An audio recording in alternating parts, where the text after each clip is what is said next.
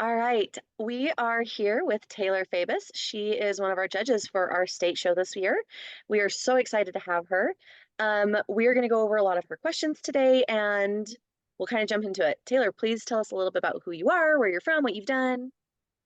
Hello, everybody. I am, like she said, Taylor Fabus. I am from Michigan, so I'm going to travel pretty far next week, but I'm excited to judge for you all. I have been judging professionally for about 8 years, mostly here in Michigan and some of the surrounding states. We have a really large open show program here in Michigan, so it will keep any judge very busy every weekend if you'd like it to.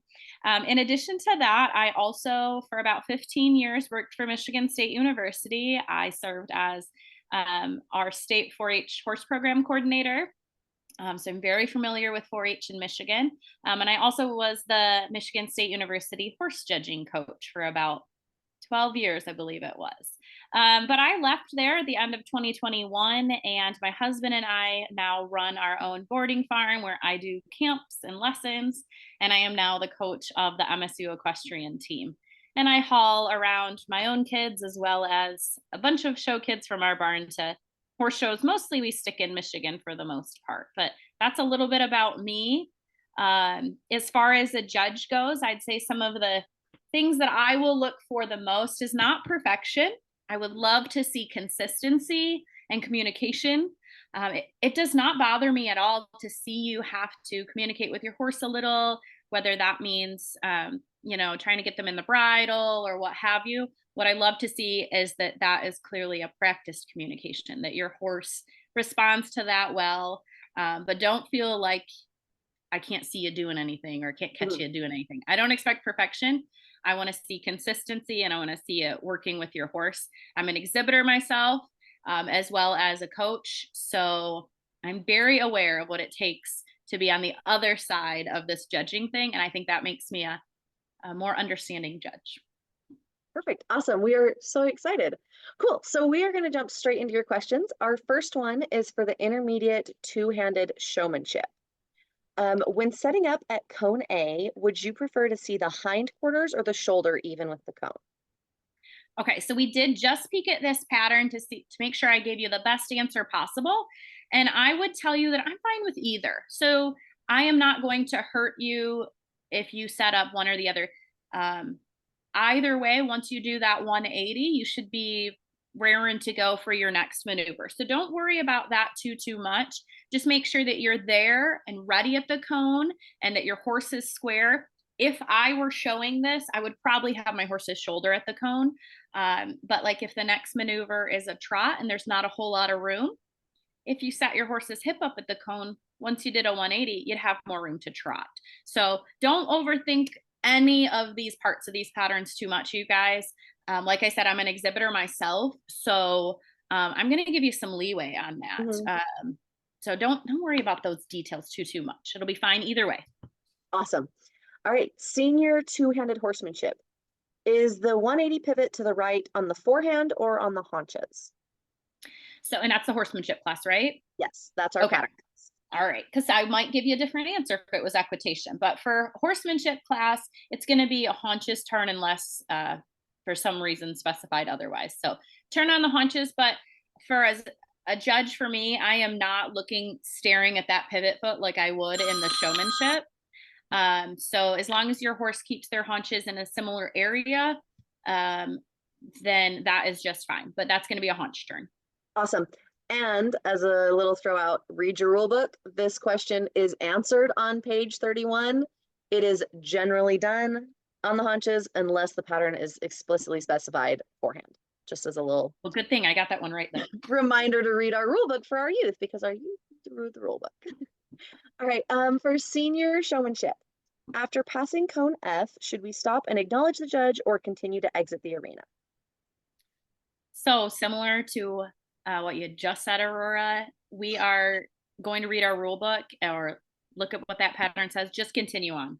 Yep. I will say personally, that is a bit of a pet peeve for me as a judge is if I have people waiting after a pattern has been completed, waiting for me to kind of like release them with a nod. I am probably really busy trying to do some math and finish my notes. the pattern just states that it is complete after you trot past a cone, right? Am I Yep. remembering that correctly? So nope, there's no need to stop and wait for acknowledgement. Perfect. Again, for senior showmanship, the cone or the question is how far apart will cones A through E be? Um, I'm going to jump on this one really quick. They're From going to be so 16.9 inches apart. No. from a standpoint of the judge or from our show committee, it's going to depend a lot on what our arenas are doing, what size we can give them. We're going to try and set you guys up for success as much as we can. That's not necessarily a judge's answerable question. That's more of a show committee question. So we will set that up and adjust it on the day of, just as a heads up for everybody there. Yeah, and as far as my opinion on that for Mhm. a judge, I tend to lean more towards a larger pattern. If the arena, there might be a deep spot in the arena that we have Mhm. to avoid. You never know, but I would much see you all have a large, flowy, successful pattern. I'm certainly not the type of judge that likes to cram things in. Um, Probably came from the fact that I showed a 16-3 horse for many years. So don't worry about that. We'll absolutely try to give you ample room to get all the maneuvers done. Perfect. For senior showmanship again, should exhibitors set up before the 360 pivot or just proceed with the pivot after stopping? So you would just proceed with the pivot. If it doesn't specifically call for a setup in, as an obstacle in that pattern or maneuver, then you just go right into your pivot. Perfect. All right. And then junior Western rail work. What are you looking for and what stands out to you? Okay, so I halfway answered this question in my introduction. I look a lot for consistency. I am looking for a rider that communicates with their horse. I'm not looking for someone to be perched up on their horse still as a statue. Mhm. So I absolutely want to see you working and communicating with your horse. I don't mind if there's an error here or there. Obviously, as long as you're still within the rules and on pattern. I absolutely give credit to the exhibitor who works through some of those errors with grace Mhm. and doesn't act emotionally with their horse. So don't keep showing. Please keep showing. I think as a judge, we are always trying to cheer you on to have like the best ride you can have. I want to give you the highest score I've ever given. All right. Even if you totally bomb on one maneuver or you have a really terrible jog the first direction, I am just hoping that your second jog is Mhm. gorgeous. All right. So please keep showing. I guarantee you it's always feels worse than it looks. All right. So just keep showing. Don't give up. Don't get frustrated. Try towards consistency, not perfection. But we're rooting you on. We want things to go well. And also, I would say try not to have the only measure of your success be what I share with you for the day, my placing, my opinion, my flag, um, because I have often thought that some of my most talented exhibitors maybe are having trouble that day on a young horse, what have you. But please don't think that I'm not sitting there going like, wow, that girl can ride. And I don't see all of the great stuff and the progress that you're making. So Mhm. please make sure that you set goals that aren't just defined by your placings. But we're going to have fun. It's going to be great. I love that answer. All right, so that wraps up our questions that we have for you that were submitted. We are so excited to have you with us, and we will see you at state. Thank you so much. Yes. All right, hello everybody. We are here with Cooper Evans. He is going to be one of our judges this week for the state show. Cooper, if you could tell us a little bit about who you are, what you've done, kind of what you're looking for as a judge. Okay. So I train and show mostly paint horses, but I've shown quarters, paint zappies my whole life. Mhm. We even show a few cutting horses. I own a company named Star Performance Horses where we stand 5 stallions this year, all our paint stallions, and then we train and show competitively all over the country. Awesome. I'm That's located here in North Ogden, Utah. perfect. That's great. Cool. Well, we are so excited to have you judging with us this weekend. So we had some questions submitted for you, so we're just going to run through those. In senior in-hand lunge line, if I walk in, get set, and have my horse back up into the circle, does my timer start when I start backing him up, or does it start when I start my circle? So that is actually one of your rulebook questions. So if you go to page 60, you can see where it says the exhibitor will enter the lunging area and be acknowledged by the judge. The judge or the ring steward will give a verbal cue to begin, and this is when your time begins. Perfect. Awesome. Senior in-hand showmanship. After walking at the end of the showmanship pattern, should we stop and acknowledge the judge or proceed to lunge line? The pattern states to complete a walk to and past cone C. So there should be only an acknowledgement. Okay. Or should not be an acknowledgement, sorry. Perfect. So you want them to just walk out, continue their pattern, get their lunge line stuff, get at it. Yep. Perfect. Exactly. All right. For junior two-handed showmanship, when setting the horse up to start the pattern, do you want us to start to circle the cone to get into position, or will that be considered a broken pattern? The way that the pattern is started with you kind of starting backwards, it makes more sense for me to see you guys come in, do a little circle and get in line than it is to try and back into position or something like that. So I think looking at the pattern, it makes more sense to do a little circle and set yourself up right. Perfect. Awesome. All right. Two-handed trail. What are your pet peeves? What are you looking for? What stands out for you? The biggest thing that kind of stands out is you can really tell who has practiced. So trail isn't something that you can kind of get successful at the morning of. It's something that takes a lot of practice to get your eye, meaning to see that position and see where you need to be hitting that log. Different horses have different lengths of strides, so you've got to be really good at knowing your horse and having practiced those logs thousands of times to be successful. Perfect. All right. Two-handed trail. Are seniors going to be asked to remount after the ground tie? It does not state that you have to, so whatever you feel most comfortable with. Perfect. I think the biggest thing is going to be time efficient. So if it's going to take you a while to get mounted back up, you can lead them out. I agree. And from show management standpoint, I would say lead them out. It's going to be a lot more efficient, just like you said. Correct. Yeah. All right. Two-handed trail. When starting the side pass over the 135-degree logs, would you like the horse to start to the left of the log or start straddling over the log? And would you like the horse to side pass completely off or stop straddling it and then walk out to set up for your back through? So to answer the first part of that, I think that's more of a personal question. I think in my experience with younger horses, they get a little insecure entering the side pass if they're off of the log. So if I had the option of doing both, I would probably start straddling the log. I feel like my horse might be a little more comfortable doing that. But if it's something that you've practiced and you know that you can nail, I might give a few extra points for level of difficulty because I do feel like it is more difficult to enter from not being on the log. And then as far as the second portion of that question, in order to be able to do your pivot after and successfully enter the backup, I think it makes most sense looking at your pattern to side pass all the way off of your log and then start your pivot. Perfect.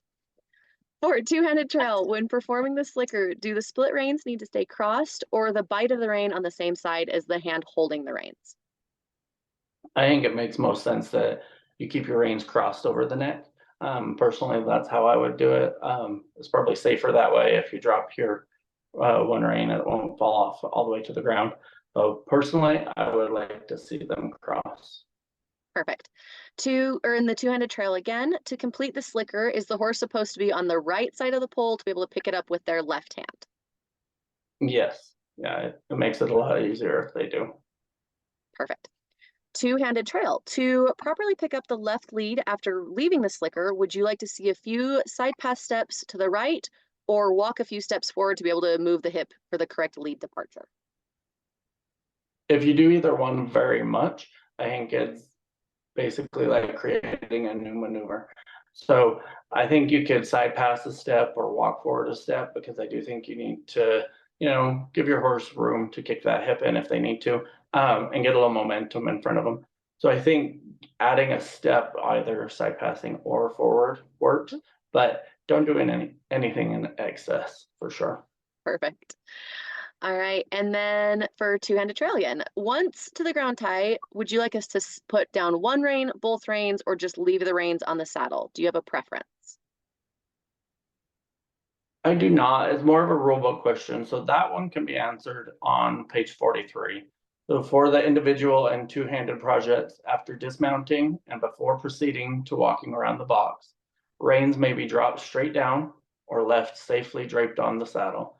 Reins that are dropped straight down must remain inside of the box. If romails or reins are used, one side may be detached from the bit. You can also talk about preference, or you can also do whatever you prefer there. Perfect. Awesome. For two-handed trail, how far apart will the lope logs be? So again, per rules on page 45, single stride for a horse is about 6 to 7 feet stated in the rule book. We've talked about probably doing multiple strides on this because it is at an angle. So a single stride will be 6 to 7 feet, but more than likely you'll get to have 2 strides in there. So meaning it should be about 12 to 14 feet. Perfect. Two-handed trail, are exhibitors supposed to break to a walk before entering the ground tie box or lope straight into the box and then stop? What's your preference? So on the pattern, it does show you breaking to the walk before. I think it's a lot safer, and also it is the pattern. So make sure that you are breaking in, then entering the box. Awesome. For intermediate showmanship, after passing cone D, should we stop and acknowledge the judge or continue to exit the arena? So again, the pattern states to complete a jog to and past cone D. So make sure you guys are reading your rule or the written portions of your patterns. So there should not be any acknowledgement on this again. Awesome. Intermediate showmanship, what are you looking for and what stands out to you? So the biggest thing that would stand out and will stand out in patterns that I've seen from this year are holding a pivot foot. So I think overall I've judged several competitions this year. There's a lot of polish and a lot of really good things to these patterns that kids are doing, but pivot feet have been really lacking. Okay, perfect. All right, and then for senior Western rail work, what are your pet peeves? What are you looking for? What's a standout ride? I think a standout ride. I mean, I love good heels, good legs. The other big thing, probably more of a pet peeve, is going to be overly checking in with a judge. You'll see kids that go a few steps, smile, look at the judge, go a few steps, smile, look at the judge. I don't give you any credit earning points for that. I want it to be soft and comfortable. And, you know, I do know that showing other livestock events, that eye contact with the judge is appreciated, but I think ease of ride and making it just look comfortable and natural, I don't think that checking in with your judge every few steps is necessary. Okay, perfect. Well, that is all of the questions that we have for you. Thank you so much for doing this, and we will see you at state this week. Yeah, thank you. I'm excited. Good luck, everybody.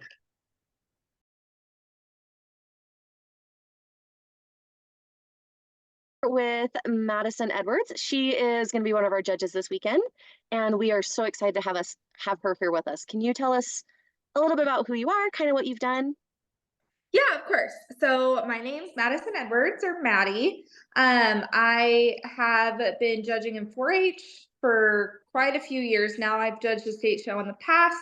I work professionally as a horse trainer and am working to get my carded AQHA judge. Is card, I guess. So yeah, I'm more so in the all-around world. I do a lot of the Western, the English, over fences, things like that. A little bit of the ranch riding. So I'm excited to see everybody. I've done a lot of the in-hand stuff, which is what I am judging this round. Awesome. We are so excited. Cool. Well, we've got some questions that were submitted for you, so we'll just jump straight into those. So for the intermediate in-hand lunge line, when lunging, is it okay to do a smaller circle at the walk and feed line out, increasing the circle size with each gait, or do you prefer starting out with just one big circle? Okay, so how I would say this is that it's the word okay. So sure, it's okay. You're not going to get penalized for it. It's not a penalty. However, the ideal is that you start on a big circle and stay on a big circle. That shows me the most control of your horse. So you can, it can walk far away from you. It can trot, it can lope away from you. On the score sheet, part of the class is judged with use of circle. So with that use of circle, I want to see you have the most challenging, most effective circle, it being away from you. In the quarter horse or paint world, it is a penalty if you are too close. So in 4-H, it's not, but setting up for that future success, knowing that that further away is going to be the best, and that's going to get you a better score in your use of circle box. So no, are you going to get DQ'd or penalized for being tight circle? No, but you probably won't have a plus score on that. Awesome. And just as a reminder to our youth, it is in our rule book that it needs to be a decent sized circle for safety standards. So like she said, in the breed standard world, we have it out there for a purpose, but for our youth especially, we need a bigger circle for safety. I don't want anybody getting kicked. Yes, nobody wants that. Perfect. All right. In the intermediate in-hand showmanship, I have a small yearling. Do I need to back her one of her horse lengths or an adult horse length? So to me, a horse length is your horse's horse length. So if it's a little smaller, 4 steps, that's kind of my golden rule guideline. If you go a little further than that, I'm not gonna totally murder you on it, but show it to what your horse is. So your individual horse, you show it to that. Perfect. Senior two-handed showmanship. After passing cone C, should we stop and acknowledge the judge or continue to exit the arena? All right, so the pattern states, you'll see your patterns. In the pattern, you look at it. To complete, it says to complete a jog. So you go to and pass cone C. So I don't want to have anybody stopping and acknowledging. I just want you to, go past and keep going until you're Head done. out the arena. Perfect. Yep.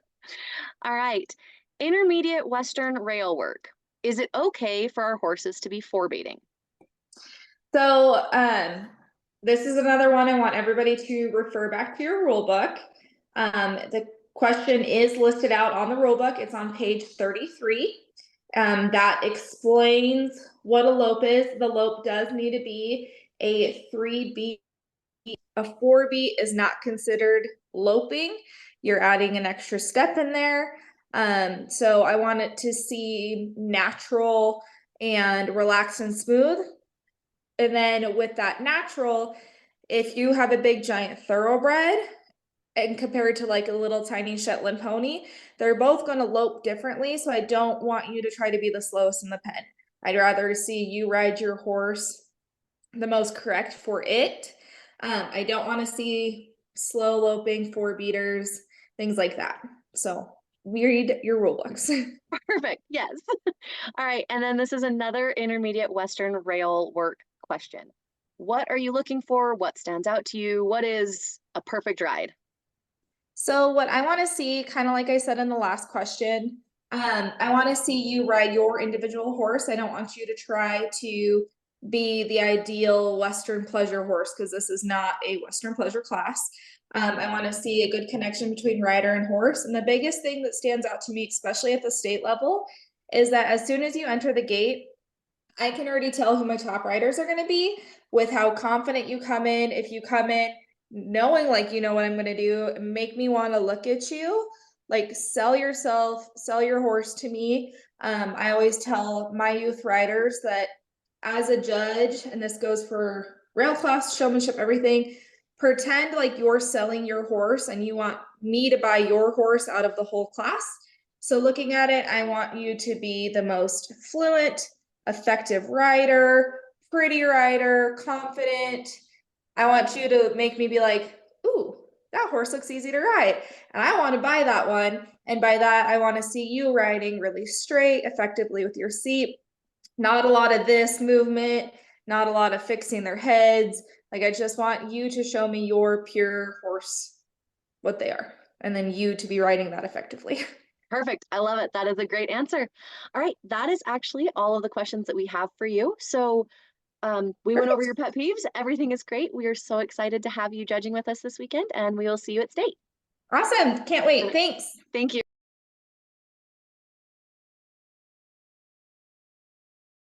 All right. Hi, we are here with Brandy Mortensen, and she is going to be one of our judges this year. Brandy, tell us a little bit about who you are and what you've done. Okay, so I grew up in Utah County and I showed horse 4-H in Utah County for many years. After that I began judging horse shows in 2008 and I've judged them ever since, 4-H and open shows. I've also done a lot of rodeo and I was Miss Rodeo Utah in 2014.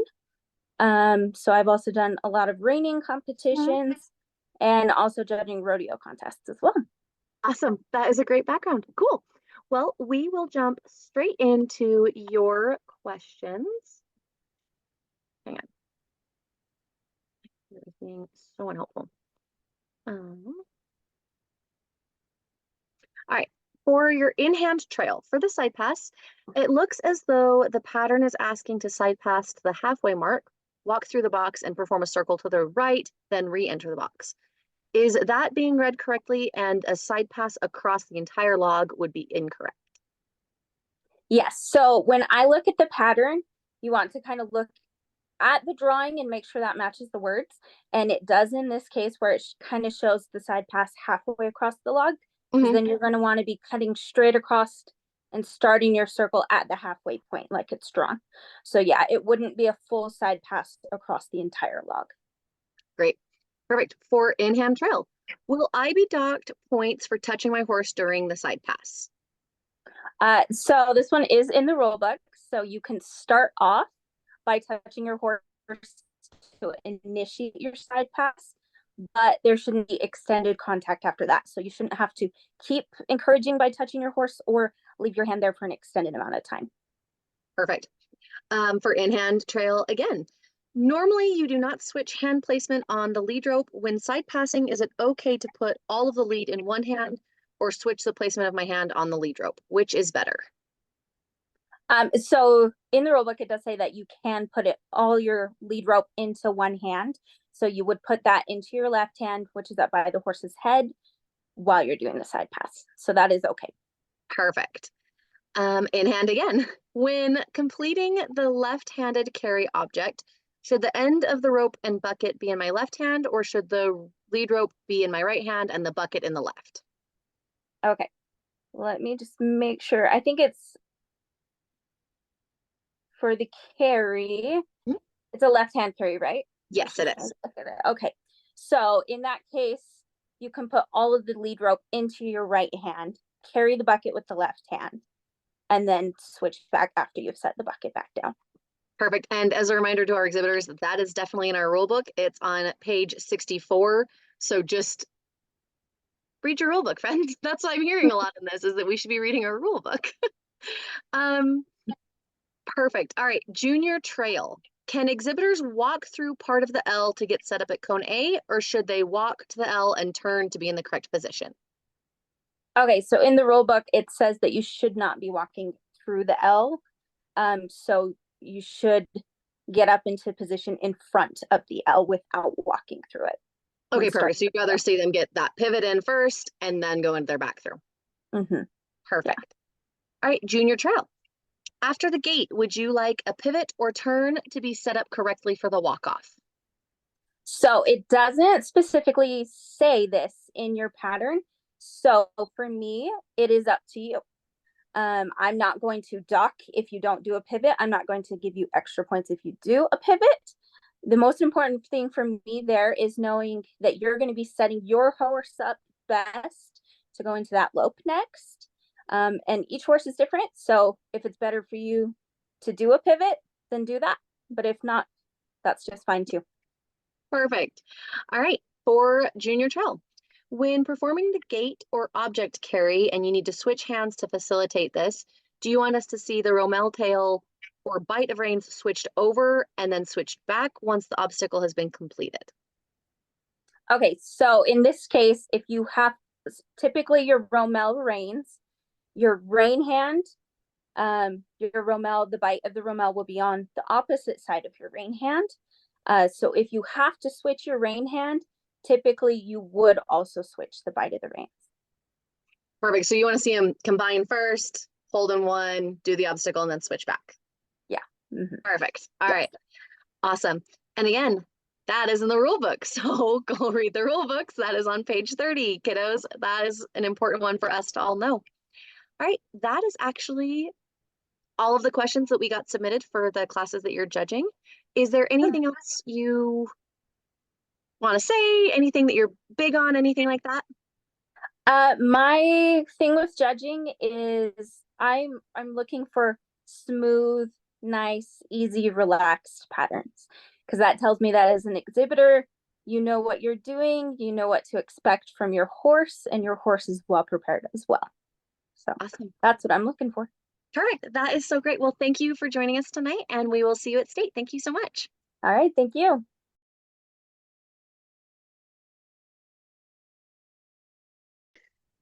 So I'm from up in Tremonton is where I'm located at, and I am part of AQHA Professional Horseman.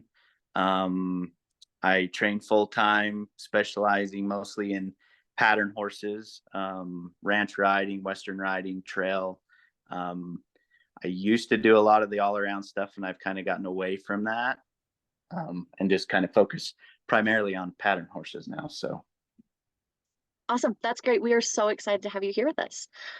So it looks like all of your questions are actually targeting just the senior trail. So we're just going to assume all of these are for senior trail until we move on from there. So our first question is, what are the dimensions of the pinwheel? So your pinwheel, your logs are roughly 6 inches in diameter. And then depending on the size of the arena and the pattern that allows the space, they're going to be set in a circle, which is going to give you anywhere from 3 to 4 strides in there, which your typical lope stride is anywhere from 6 to 7 feet. That's the standard typically for that. Perfect. All right. To set up for the L back through logs, do you want a pivot on the haunches with the forehand moving to the left, or a pivot on the forehand with the haunches moving to the right? So in the rule book, it answers it on page 31, and it says that the haunches are generally the default method for turning.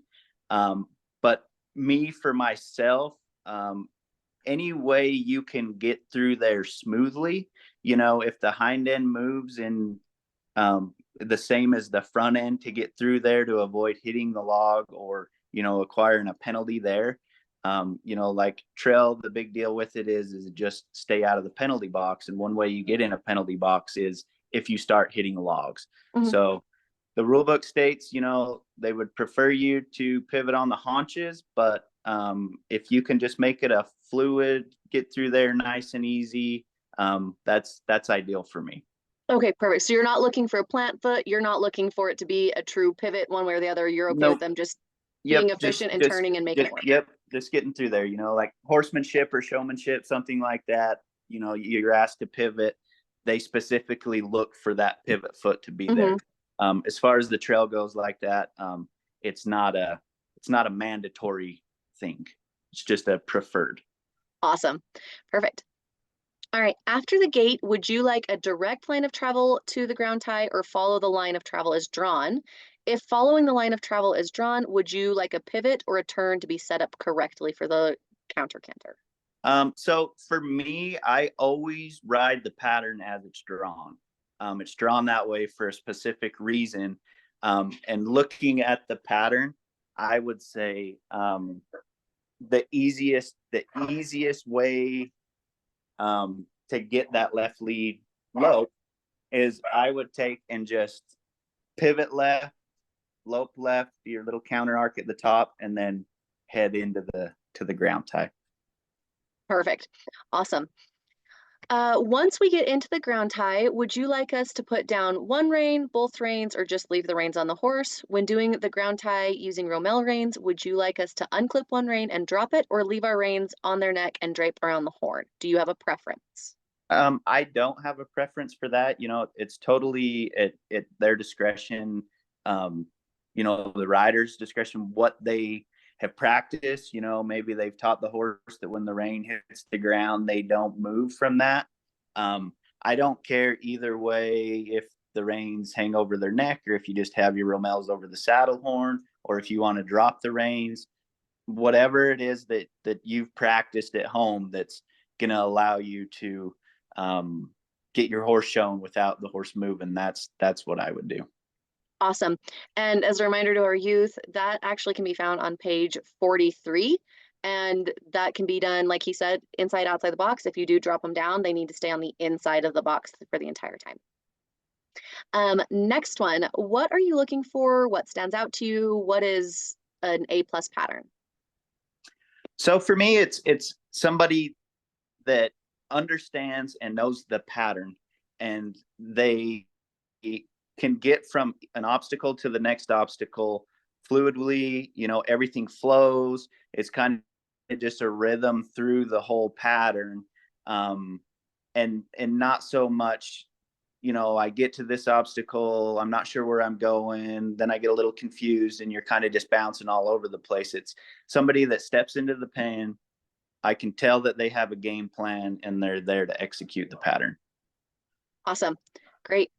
When performing the gait or carry object and you need to switch reins to facilitate this, do you want to see the romel tail or the bite of the reins switched over and then switched back once the obstacle is completed? Yes, they should be switched back, and in the rule book, page 30, it states that. So, you know, if you ride left-handed, the tail of your split reins is on the left side. You have to switch hands. You switch everything to the right before you ride off. After you switch back, the tails should be switched back to where they were prior. Perfect. Awesome. Love it. Are seniors going to be asked to remount after the ground tie? So it doesn't state that in the pattern. You know, one big thing, you know, anytime you do a pattern, you need to read it and look and see what it says. And then you just follow the pattern. It doesn't state that you need to remount. I'm perfectly fine if you want to just do the ground tie, unclip your rein or pick up your rein and lead your horse out. That would show, you know, once you've walked around your horse, the pattern is complete. So, you know, if you want to get on, ride out, get on, ride out. If you want to lead your horse out, feel free to lead your horse out. Perfect. We like efficiency, whatever's faster. Yep. All right. When performing the side pass, it states to stop over the log. Do you want the exhibitor to stop in the middle of the log or more to the left side? Should the exhibitor continue the side pass off the log in both directions or stay straddling over the log? So for me, looking at the pattern, what I would do is I would write it exactly how it's drawn. So it shows you walking over the end of the log and then stopping. I would do that. And that way I can get a full side pass right. I would side pass all the way to the end of the log, side pass all the way back, and coming back to the left, I would side pass past the log and then walk off. You know, it doesn't really say, you know, it's kind of one of those deals where what's going to be the easiest and fastest, but also if you don't side pass all the way past the log and you go to walk off and your horse hits the log, you're going to acquire a penalty. Perfect. This one's kind of similar to that last question. After side passing over the log, should the exhibitor pivot or just continue walking to the bridge as shown in the drawing? I would just, like I say, I would stick to the way it's drawn in the pattern. I would just side pass off of there, walk a little, you know, little U shape as it's showing there, and then head right to the bridge. Perfect.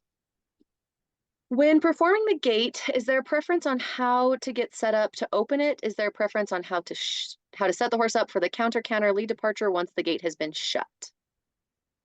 You know, like we had said earlier, you know, the thing is riding up to the gate, I would come in so that I'm parallel with the gate. I would ride around so I'm parallel with the gate. That way my horse is already in a position. I just have to reach down, grab the rope, back my horse, ride through the gate, back up, set the rope back, and then just make that little quarter turn left to lope off. Awesome. Perfect. And then one last question about the gait. Is the gait meant to be a right hand push or pull? So with the rope gate, typically I never pull the gate out towards me. I always push the gate away from me. You know, I mean it's kind of a safety deal, and it's just easier to push the gate away from you. You know, you don't want to be outside of the gate. So the way that it's shown, you know, with a rope gate, if I pick that up, I should be able just to back my horse up and ride through the space, and then back my horse up and set the rope back down. Awesome. Perfect. All right. That is the end of the questions that we have for you. Is there anything else you want to say to the youth or let them know anything? You know, just make sure you study your pattern and you have a plan when you go in there to execute the pattern as it's drawn. You know, and just try and be confident, and just go show your best show. Awesome. That is great advice. We are so excited to have you with us, and we will see you at state. Thank you so much. All right.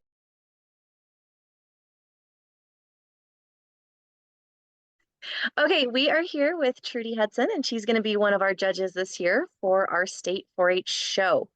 So, Trudy, can you give us a little bit of background about who you are, what you've done, kind of some of the important things that you look for when you're judging?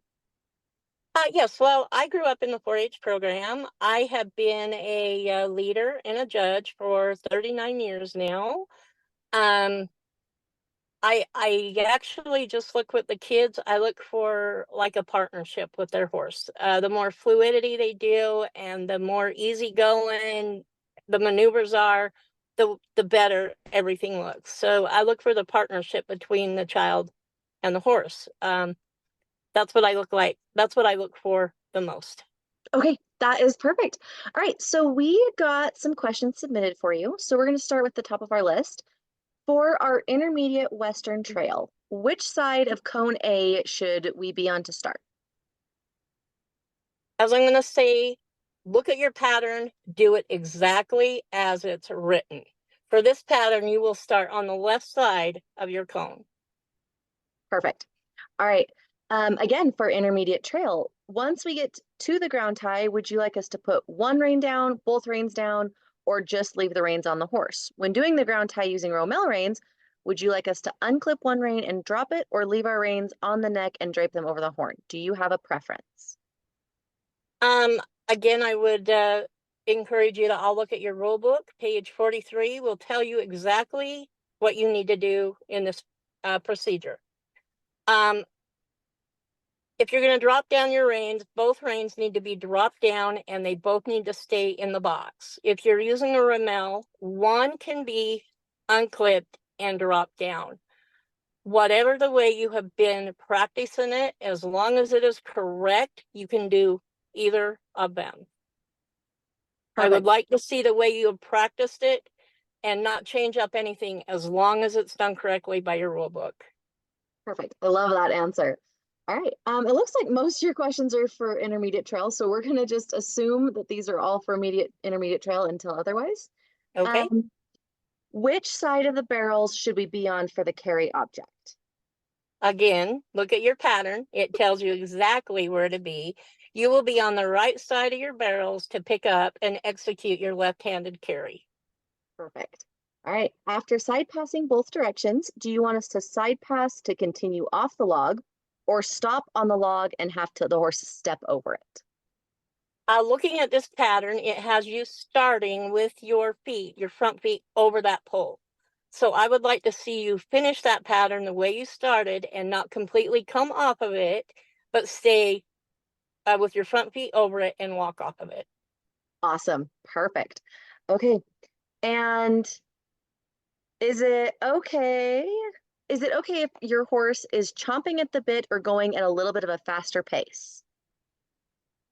A little bit faster pace, as long as you have a good partnership and it's not looking like it's a big hassle to slow him down, that's totally fine. If he's chomping excessively, it may result in, point deductions. Okay, perfect. After the gate, would you like a direct line of travel to the ground tie or follow the line of travel as drawn in the pattern? If following the line of travel is drawn, Would you like a pivot or a turn to be set up correctly? I'm looking at this, it looks like you're gonna have to go a little bit to the right. It really doesn't matter to me if you pivot or you turn because it's not a maneuver. As long as it's done smoothly and correctly, you will get points according to your turn or pivot.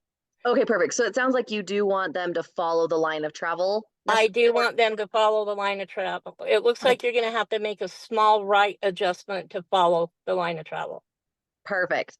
All right. What are you looking for and what stands out to you? We went over that. I Yeah. like the fluidity and I like the partnership, and I really like to see kids show their horse and be proud of that horse. I want you to sit up there like your horse is worth $1 million and show him to your 100% potential of showing him. As long as you guys are together, it's going to look really good. Awesome. How many attempts are allowed per obstacle? There is 2 attempts allowed per obstacle. Read page 42 in your rule book. It will clearly explain this. 2 attempts, and then you will be asked to move on. Okay, and do you want the youth to take both 2 attempts, or would you like them to attempt once and then move on if they know they're I not? would really like to see you use both attempts because that second attempt might be gold. Okay, perfect. Love that. All right. And what are the dimensions for the pinwheel? Okay, your poles are 6 inches around, 6 to 8 feet in length, and the middle of the pinwheel is going to be roughly 18 feet, along with how it was last year. Mhm. So it's going to be roughly 18 feet in the middle. Okay, perfect. And from a show staff standpoint, I just want to clarify this as well. Like she said, they're going to be roughly 18 feet, depending on what our arenas are giving us and what the dirt's doing and so on and so forth. We are going to try and be as forgiving within that. So we're looking at about 3 to 4 strides in between each log, just as a general Yeah, clarification. and that, like you say, that's hard until we know the arena and how much room we have to set up. Yes, and it is because the poles are set from 6 to 8 feet. It's going to kind of depend on what size logs we get donated and all of that. So Right. just know that it is going to be very flexible and we're going to try and make that as accommodating as we can. Perfect. Okay, that is the end of your questions for you. Do you have anything else you need or want to say? Nope, just show up and show off, and we will see you at state. Perfect. Thank you so much, and we will see you then. Thanks, Aurora. Thank you.